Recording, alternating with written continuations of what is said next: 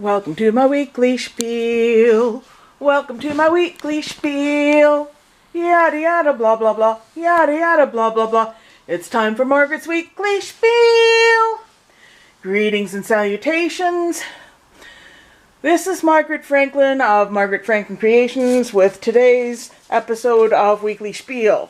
This is Wednesday, December 3rd, 2025, and I've got 3 out of 5 rows completed in my Disney quilt. I hope somebody will want to buy it, because everybody loves Disney. Everyone knows these characters. I've really been enjoying this. I like to make it as colorful as possible, and I try not to use the same fabric twice for the edge. I have to admit, I am not a happy camper these days. You'd think what's going on in the States shouldn't affect Canada, but it does.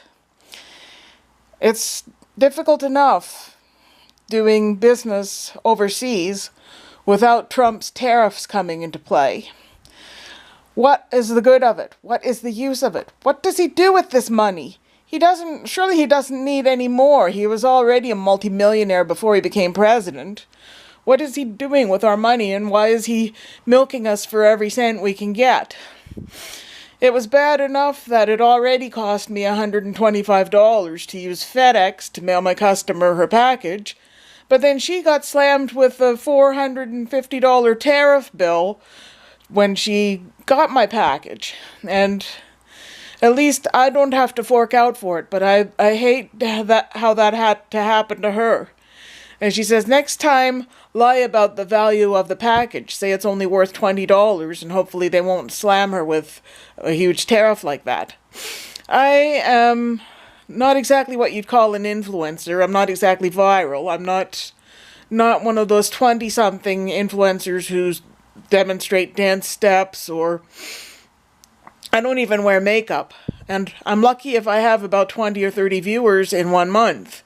So I would like to know who's watching me, and please say hello either on YouTube or on my Facebook page, or the new Margaret Franklin Creations.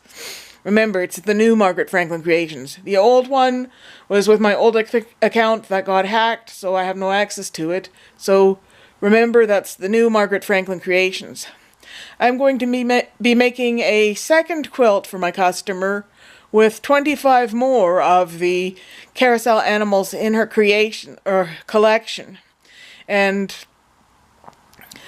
the best news lately is knowing that the living room is coming back, the Living Room Community Art Studio, and we have a temporary facility at the McLaughlin Art Gallery. They're having a party next Wednesday the 11th.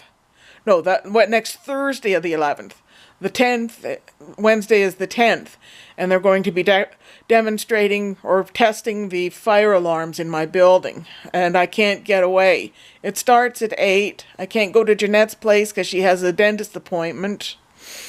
Oh, I hate it when, at least they said last time they tested the fire alarms, it was the day after the carousel convention. Jeanette was still at her own old place, and she was asleep, and I kept buzzing from the lobby, and she wouldn't wake up. I was scared she'd died.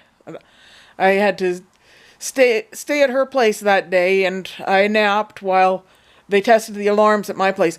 One rule that never changed at her old place is that they tested their fire alarms the second Wednesday of every month, and of course we always forget, so it takes us by surprise. And then every 2 years, they would test every individual alarm in the whole building. So there's a lot of beeping and honking for like the next 2 or 3 hours. And the worst part is they gave her the wrong information. So she was at my place the day before, and it didn't happen. And then I was at her place the next day, and there was all that noise. And we thought it was a real fire, so we left the building. Oh, that was scary and frustrating. And I'm glad I didn't get that we didn't get that apartment that was down the road from her, because it was owned by the same management and probably would have had the same thing going on. testing the alarms every month and testing every alarm in the building every 2 years. Not to mention that the front steps were crumbling. And there was just a bad vibe about that place. The landlord who showed us around was very hostile towards me and Dave, and I felt like he was repulsed by us and couldn't get rid of us fast enough. I'm very thankful to have a roof over my head, that we've been here for 4 years now, and this will be our 5th Christmas at Beacon Arms.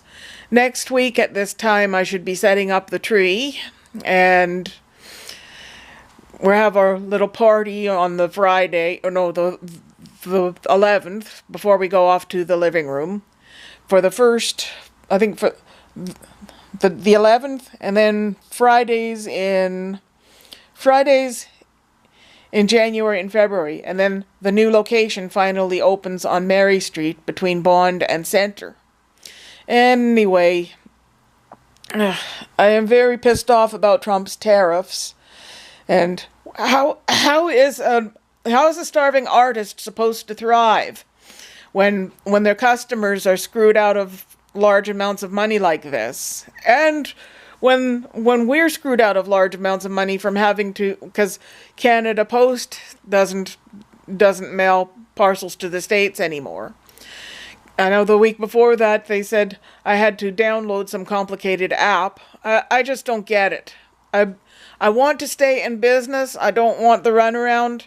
I had a heck of a time getting them to answer the phone because I can't just get my Western Union transfers anywhere anymore. I have to go to a place called Pay Today, and they want me to phone before I come there to make sure they have enough money in the account. And I phoned them on Sunday night. It was Sunday at 4. They said, "Oh, we have the money. Just come on right down." I'm not leaving the house 4 o'clock on a Sunday, not dropping everything. I don't do things right now. I'm not a last-minute person. So I said I'd call them in the morning. First time, I call them on Monday morning when they open at 9. First guy who answers the phone says, "I'm with the client. Can I call you back?" I give him my number. I waited over half an hour. Didn't call. I called back. I got a woman who sounded like she was at a call center. She had a heavy accent. There was a lot of static. And Dave's nurse showed up to take care of his leg, and they're talking really loud. And I am having a bad autistic moment, sensory overload. And she says, "Well, this is not my department. Can I call you back?" Another half hour goes by. Nobody calls back. Finally, I phoned them again. And it sounded like the same person I talked to the night before. And he said, "No problem. We've got the money." And I said, "Yeah, fine. I'll be there in about an hour." So I get there. I got off a stop too soon, so I had that horrible treadmill-y walk, and I'm having to use a walker, and it's ever so slightly uphill along King Street towards Pay Today. I noticed this autism place, so I stopped to take a picture of their sign so I'd have their website and phone number, and then I felt like I was going to tip over. I have to if I stop moving, my buns and legs will seize up on me, and I feel like I'm going to tip over.